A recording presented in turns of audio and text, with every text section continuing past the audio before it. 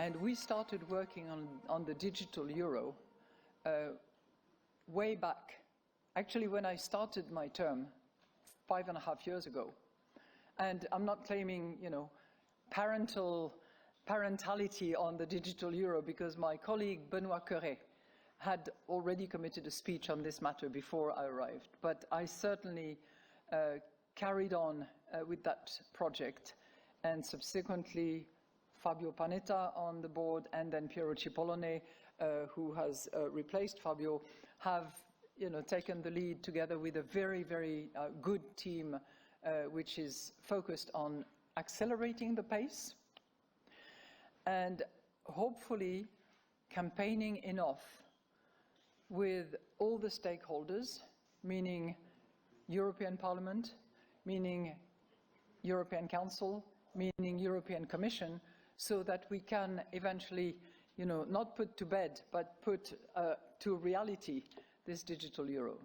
The deadline for us is going to be October of 25, and we are getting ready for that deadline, but we will not be able to move unless the other parties, the stakeholders, as I call them, Commission, Council, and Parliament, actually complete the legislative process, without which we will not be able to move.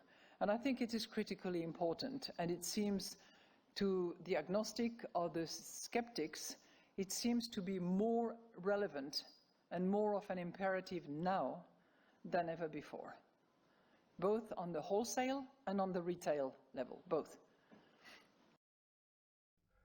Welcome to the Wealth Transfer with TC. You just heard from Christine Lagarde, head of the European Central Bank, and she is now giving the green light to the digital euro, which will be implemented in October if it meets all the requirements. Now, folks, this is something that we have been looking for a long time, and we've discussed this. It's not just with Europe, but many other countries too as well. Now, first, before I get into this, I'm not a financial advisor. If you guys like these videos that I make, the support links are down below in the description and comment section. So, Christine Lagarde, head of the European Central Bank, is launching the digital euro in October, if everything else lines up. And this is pretty big news, and I don't think people really are going to comprehend this and what it really means and where we are going as a global society. So there's many implications to this. We just saw and we discussed about Iraq and their central bank digital currency. We told you here before anybody else that they were going to launch their digital currency years ago, and we gave you proof for it, and then boom, just within, 10 days ago, they announced it officially, but we showed you the evidence beforehand. And then 10 days later, you have Christine Lagarde talk about them launching the digital euro. And so if you guys remember, it was supposed to have been a few years ago where they were supposed to launch, all these different countries were supposed to launch their central bank digital currencies, and they're trying to launch them together. Of course, you can't get the whole world together, but if you can get a group of countries going towards their goal, because all of the central banks that are in every single country, this is their number one goal, is to launch a central bank digital currency, be able to control how people spend and buy, be able to restrict people at will, and have even more surveillance surrounding your personal financial life. Now, I'm going to discuss the revaluation, but there's some other things that I see coming out of this. And one of the things is that I think Europe is headed towards a China-like surveillance state. And if you guys do your research, and you'll see, especially like what's been happening in the UK, how they're putting cameras and all these different surveillance things all over Europe. China has their central bank digital currency. There's nothing you can do to hide from the Chinese government. And that's what's going to happen, in my belief, when it comes to Europe. Because, they're all under this EU banner, and they all have these globalist goals, right? All these wealthy people are trying to set up their own society. They're trying to set up their own utopia. And the other thing is, Iraq did talk about, with their digital launch, they're trying to get rid of cash. They want a cashless society. They want to go from the cash they have now to all digital.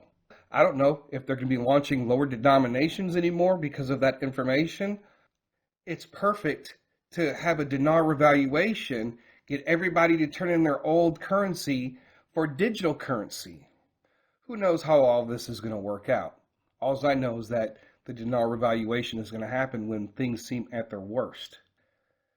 There is coordination among the central bank, and I think we just need to keep our eye on it. It doesn't prove when it's going to happen, but I think that if you start to see more and more countries saying they're ready to launch, I think that could provide or help out with that timeline when things are going to happen. There are other events that, of course, we're looking for when the dinar and a lot of the other global currencies revalue. So we are headed to a cashless society. Here we have Trump, who is not going to allow that to happen, but he's not going to be here forever. Just because he signed an executive order about a digital dollar doesn't mean that the next president can't come in and reverse it, because they can. And so he's only here for 3.5 years. And so that's why I think it's also important that whatever you can do with your finances and prepare yourself for the things that are coming down the line in the future, you guys need to do that. Because in some places, you're not going to be able to. In China right now, and you wanted to build a hideaway somewhere, how hard is it going to be to do it in China that it would be here in the United States? Now, where Europe is going, I believe they're going towards the way China is going. Unless the people rebel. But these elites, this is what they want. They want everything digital. Everything outside the United States is going towards this global adoption of central bank digital currencies. And part of the excuse is climate change. In Australia, where they were doing some testing with some banks, if you were buying too many things that caused too much climate change, they could restrict your purchases. So there's a lot of privacy issues. There's those kind of issues. Imagine going to buy something that you need and you're being told you can't buy it. But you need to prepare in a way that it's like, what if most of the world goes to these surveillance states? So when it comes to this changeover with the XRP and the central banking system and all that things we've talked about for years, the central bank digital currencies, as I've said before in the past, could correlate along with other events that lead to the dinar revaluation and revaluation of other currencies and this changeover. So anyways, that's all that I have for this today. I thank you guys for listening. God bless.